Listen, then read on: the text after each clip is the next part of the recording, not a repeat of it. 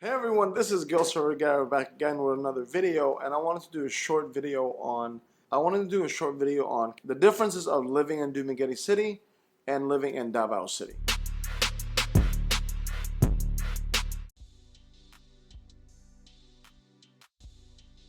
Not really on favoritism or anything like that, as it's just more like my comparisons as to like what is not really what is better anyway, because both cities give me pros and cons. But maybe it'll help you decide if you are considering those two cities. Well, not four, those two cities, and hopefully, I would have given you some type of value as to for you to decide which city is better for you. Now, I have been to Manila. I have family in Manila. I have been to Cebu. We have investments in Cebu and things like that, especially Barili, Cebu. That's where my family's from. But I just want to take that off of the table. That is not; those are not my. I wouldn't want to live there, honestly.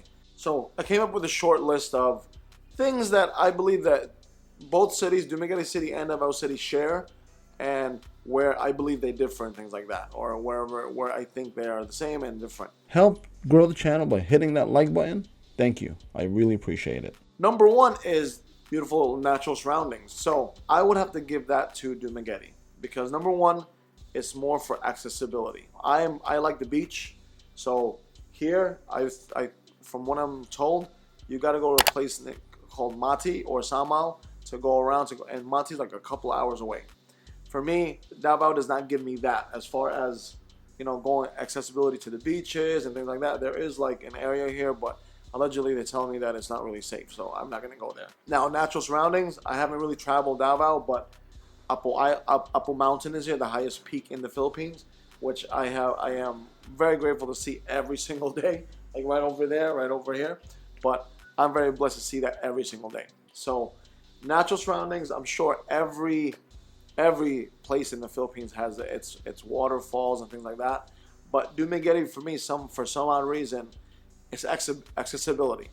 You can go to Red Rocks, which is like 10-20 minutes away from my house, which is in Valencia. You can go to Mabinay Caves. You can do so many things in Dumaguete compared to here where it doesn't cost that much to travel. In Dumaguete, things are maybe at most an hour out, So here, like, you gotta really travel, right? This is much more like a city vibe here, for me at least, because I haven't really traveled out here. They say that you can go to Bukidnon, which is out there, but it's like 2 hours out. You know what I'm saying? So, and I don't have a car as of yet, so that hinders me. At least in Dumaguete, if I were to just jump on my bike, go to Valencia, go to Bayawan, go to Mabina, or like by Sandbar, it's all accessible for me. It's just literally like right there. I haven't checked out Samal, so that opinion might change in the next few months. Generally speaking, my experiences here, going out and driving around, this is more of a city vibe, honestly. So I would have to give that to Dumaguete if you're looking into like experiencing beaches. But once again, take this with a grain of salt. Proximity and accessibility. Number two, growing economies. I would have to give that to Davao, right? Davao City. Although Dumaguete is growing, especially where I'm living in Bacong right now, or that's not really Dumaguete, it's Negros Oriental, is growing, but Davao is so further ahead. This is an emerging city. These are one of the more not congested cities compared to the cities of Manila. This is where it's at if you wanted to make money and kind of compete as well. Because in Dumaguete, things are a bit more expensive. Here in Davao City, it's even certain properties are way more affordable here compared to Dumaguete. Like this particular condo that I'm in right now will probably cost closer to like 10 million going up versus the almost 8 million here. Just to give you like some contrast there. And we're in a bigger city, so yeah, that's my point of view. This is an emerging city. I believe hopefully Bacong or Negros Oriental can follow suit or get better or refine this process as to how Davao became this way. But I'm hoping that they can take examples like this and shift it over to Dumaguete or Negros, because this city is emerging. Its opportunities are a bit more here than it is in Dumaguete. I mean, for me at least. For the average person trying to make it happen, I believe Davao City will give you a better chance at doing that. Outside of like like tourism and agriculture and things like that. Davao City is good for that. Negros has always been that because a lot of them is a lot of Dumaguete's wealth comes from hacienda money, as well as other forms of old businesses anyway. But here it's literally just like I guess a small Manila town, or it's like the third largest city in the Philippines anyway. But it still gives you that vibe of like that quietness, but still bustling city. Number three, cost of living. I would have to, for me, it's like on the same level because cost of living for me is kind of contentious because it depends on how you spend your money. Obviously, I'm pretty frugal, so I don't really go out. I don't really do anything to really go above and beyond my budget. I do make big purchases from time to time, but those big purchases are like I can I can reconcile in my brain because I'll keep it for like years at a time. Probably a bit cheaper to live here in Davao. I think things are subsidized a bit here more. I could be wrong, but yeah, food is a bit expensive, but depending on where you go. But it's the same thing in Dumaguete. Um, yeah, I think so. Yeah, now that I think about it, cost of living. I have to really look more deeper into it, but I believe it's a bit cheaper here in Davao. So I'm gonna give it to Davao City. It's also for me cost of living wise, or like access to amenities too, right? For the cost of living, like transportation wise here, you have e-bikes, you have pedicabs, you have taxis, you have the easy rides or the PUJs, you have buses. So this one, like cost of living wise to what it offers, I would have to give it to Davao. I'm only saying this because an application to my life, not the regular person. So don't, for some of you Filipinos who say it's super expensive here, it's all relative. Just keep that in mind, okay? Number four, friendly community. I gotta give that to Dumaguete. People that I have met here are very nice, but then again, hopefully I come off with a friendly vibe. But generally speaking, because of the city vibe, you're gonna get the city vibe. I'm from New York City, for the suburbs, and I work in the city, so people are a bit more standoffish. I do kind of find that here. I find that people here are a bit more, they're just driven, for work. And I would have to say maybe I'm going to get some flack for this. They look a bit more stressed out, honestly.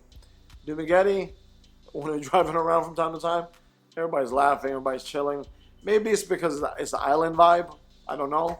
But friendly community, I would give it to Dumaguete because only this might be shallow, but we're so close to the ocean. We're so close to so many things. A lot of people just even from the not so wealthy to the wealthy. Oh, I'm gonna go up to the falls. I'm gonna go up to the hot springs. I'm gonna go chill. It's accessible to everybody pretty much. So I think tensions are a bit down in Dumaguete compared to here. This is a city, you know what I'm saying? Even though it's a low cost of living, you have to kind of gauge that with what people are making as well, on top of the stress load that they put themselves on because it is a city. And last but not least, number five, rich in culture and history. That's like leveled off for me. Davao is an emerging city. A lot of old money here, a lot of new money here, a lot of new things growing, things like that. It's an amazing city. I would love to explore. I do love the fact that Davao City has the indigenous cultures here more than it is in Dumaguete.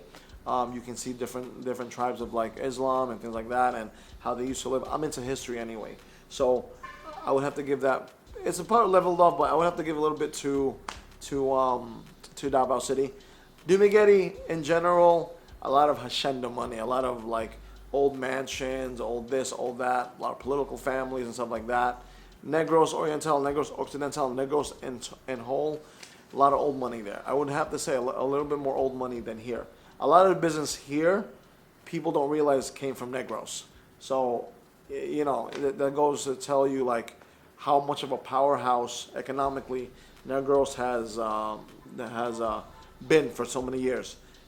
By the time they reach here, they're already huge families already, huge businesses and things like that.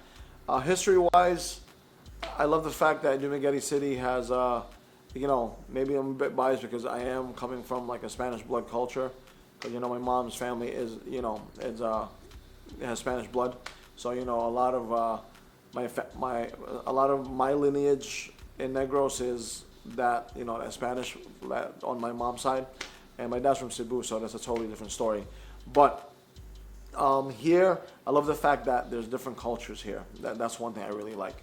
You see more Muslims here, or Islam. Islam is a bit more prevalent here, or Muslims, which is really nice because you can see different variations of that, different languages. I might have to give a tad bit more to Davao as far as a one-up when it comes to rich cultures and history. Just as a quick side note, Davao used to be called Nueva Vergara, which is just a coincidence. But the person who founded, not really founded, but the person who claimed it for Spain was from the town of Vergara. But I think his last name was like General Youngerin or something like that. But it's actually the street that I work on was called Youngerin Avenue or something like that. But nonetheless, Davao, for the culture, for the rich history, I would give it to them. Dumaguete has its own little situation right there, right? It has a lot of Spanish blood, a lot of. They're not. I wouldn't think they're as rich in culture as in Davao, because we are in Mindanao, so where a lot of I guess indigenous people are here, original people I guess here, even though we have the Actas and the First People types in Negros, but I rarely see them. I rarely see Acta or Aita people in Dumaguete. Unfortunately, I would love to learn that culture, but yeah, rich history and culture. When it comes to finance and how people have moved and how people have made things happen throughout the hundreds of years, not hundreds, maybe 200 years, I'll give it to Dumaguete. But as far as variety and diversity, I would give it to Davao. So I don't know where that would be. But those are my lists as to Dumaguete, the differences and similarities I see from Dumaguete and Davao. I hope that made sense. Sometimes I do rant and I have tangents, but hopefully that helps you make a more better decision as to where you want to be. There's so many pros and cons to living in both. I'm getting adjusted more, and I'm really appreciating the amenities and what Davao can offer me. However, I do love the fact I will always have my heart in Negros, unfortunately, or fortunately. I will always love Dumaguete because of what it gives me, because that peace of mind, island vibe, chill vibe, do your work and just chill. Here, everything's work. And don't even begin with nightlife. I don't really go out, but from what the young kids say, the nightlife sucks here. But that might be all perspective.